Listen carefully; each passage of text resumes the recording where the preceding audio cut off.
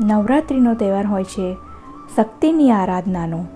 ખાસ કરીને 9 દિવસ ચાલનારી નવરાત્રિમાં મા દુર્ગાના અલગ અલગ રૂપોની પૂજા અર્ચના કરવામાં આવે છે.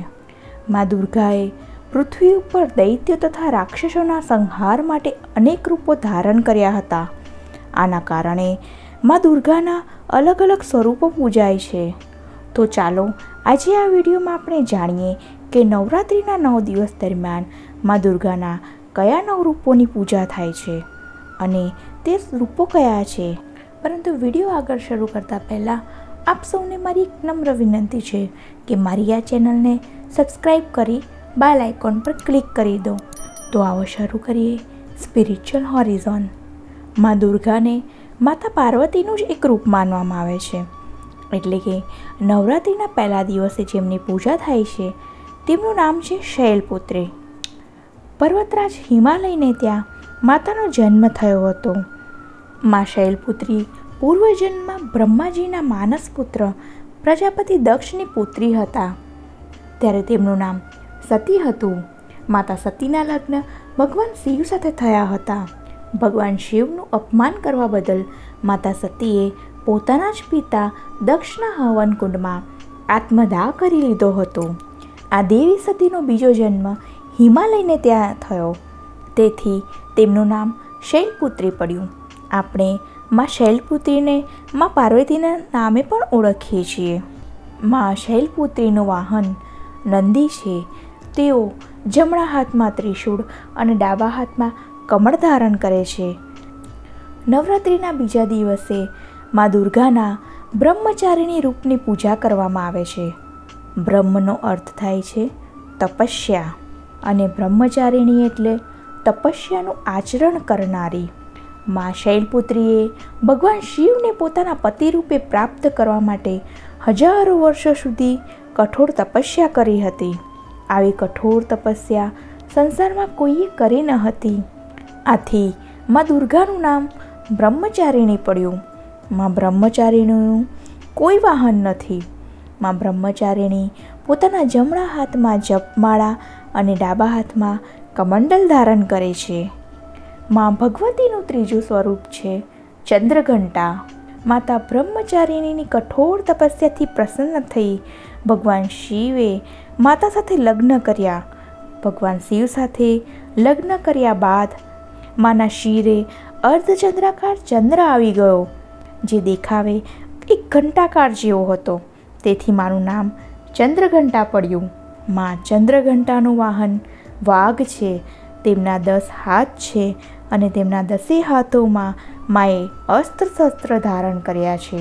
નવરાત્રિના ત્રીજા દિવસે મા ચંદ્રઘંટાની પૂજા કરવામાં આવે છે. માનું ચોથું રૂપ છે કુષ્ટમાંડા. માનું આ નામ 3 શબ્દોથી બન્યું છે. કુ એટલે નાનું અને ઉષ્મા એટલે ઉર્જા. મિત્રો, જ્યારે આ સૃષ્ટિનું કોઈ અસ્તિત્વ જ ન હતું ત્યારે મા આદ્ય શક્તિએ આ બ્રહ્માંડની રચના કરી હતી. આથી માના આ સ્વરૂપને પૂજવામાં આવે છે. તેમનું તેજ સૂર્ય સમાન છે. મા કુષ્ટમાંડા સિંહ પર સવારી કરે છે અને તેમની 8 ભુજાઓ છે. નવરાત્રિના ચોથા દિવસે માના આ સ્વરૂપની પૂજા થાય છે. નવરાત્રિના 5મા દિવસે માના જે સ્વરૂપની પૂજા થાય છે તે સ્વરૂપનું નામ છે સ્કંદ માતા. ભગવાન સ્કંદ, જેને આપણે કુમાર કાર્તિકેયના નામથી ઓળખીએ છીએ. ભગવાન સ્કંદની માતાના આ રૂપને સ્કંદ માતા તરીકે પૂજવામાં આવે છે. સ્કંદ માતાની 4 ભુજાઓ છે. તે સિંહ પર સવાર છે. તેમના ખોળામાં ભગવાન કાર્તિકેય બિરાજમાન છે. મિત્રો, મા દુર્ગાના છઠ્ઠા સ્વરૂપનું નામ છે મા કાત્યાયની. ઋષિ કાત્યાયને વર્ષો સુધીમાં ભગવતીની કઠોર તપસ્યા કરી હતી. તેમની તપસ્યાથી પ્રસન્ન થઈ મા ભગવતીએ તેમના ઘરે જન્મ લીધો. આથી તેમનું નામ કાત્યાયની પડ્યું. દાનવ મહિષાસુરના વધ માટે મા દુર્ગાએ આ અવતાર લીધો હતો. મા કાત્યાયની સિંહની સવારી કરે છે. તેમનું આ સ્વરૂપ અત્યંત મનમોહક છે. જગતજનની જગદંબા મા દુર્ગાનું 7મું સ્વરૂપ છે કાલરાત્રિ. મા કાલરાત્રિનું રૂપ કાળું છે. તેમના 3 નેત્ર છે. મા કાલરાત્રિ ગધેડાની સવારી કરે છે તથા હાથમાં ખડક ધારણ કરેલ છે. દૈત્યોના સંહાર માટે માએ આ ઉગ્ર રૂપ ધારણ કરેલું હતું.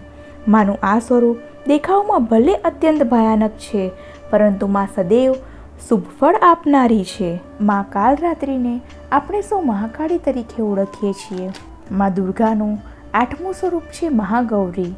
પુરાણોમાં કહ્યું છે કે માં બ્રહ્મગૌરીએ શિવજીને પામવા જ્યારે હજારો વર્ષો તપસ્યા કરી હતી ત્યારે તેમનું શરીર દુબળું અને કાળું પડી ગયું હતું. શિવજીના પ્રસન્ન થયા બાદ માએ ગંગાજીમાં સ્નાન કર્યું. ત્યારબાદ તેમનું રૂપ અત્યંત સુંદર થઈ ગયું. આથી તેમનું નામ મહાગૌરી પડ્યું. માં મહાગૌરી નંદીની સવારી કરે છે, સફેદ વસ્ત્રો ધારણ કરે છે. માં મહાગૌરીના હાથમાં ત્રિશૂળ અને ડમરું છે. નવરાત્રિના 8મા દિવસે માના આ રૂપની પૂજા થાય છે. માનું 9મું સ્વરૂપ છે સિદ્ધિદાત્રી. માં સિદ્ધિદાત્રી અષ્ટસિદ્ધિ આપનારી છે. પુરાણો અનુસાર શિવજીએ માં સિદ્ધિદાત્રીની તપસ્યા કરી હતી, તેથી શિવજીનું અડધું શરીર નારીનું થયું અને તે અર્ધનારેશ્વર તરીકે પૂજાયા. માં સિદ્ધિદાત્રી કમળ પર બિરાજે છે. તેમની 4 ભુજાઓ છે. માતા તેમની 4 ભુજાઓમાં ચક્ર, શંખ, ગદા અને કમળ ધારણ કરે છે. નવરાત્રિના 9મા દિવસે માં સિદ્ધિદાત્રીની પૂજા થાય છે, જે સર્વ સિદ્ધિ આપનારી છે અને સર્વ મનોકામના પૂર્ણ કરનારી છે. મિત્રો, નવરાત્રિમાં 9 દિવસ દરમિયાન માના આ અલગ અલગ રૂપોની પૂજા કરવી જોઈએ. નવરાત્રિના પૂજાની સ્થાપન વિધિ તથા શુભ મુહૂર્ત માટે જો આપ વધુ માહિતી મેળવવા ઈચ્છતા હો તો એ વિડીયોની લિંક આ ડિસ્ક્રિપ્શનમાં આપેલી છે. અને હા, આ વિડીયો તમને કેવો લાગ્યો કમેન્ટમાં જરૂરથી જણાવો. વિડીયો લાઈક કરી શેર કરો. માતાની કૃપા તમારા પર બની રહે. જય અંબે.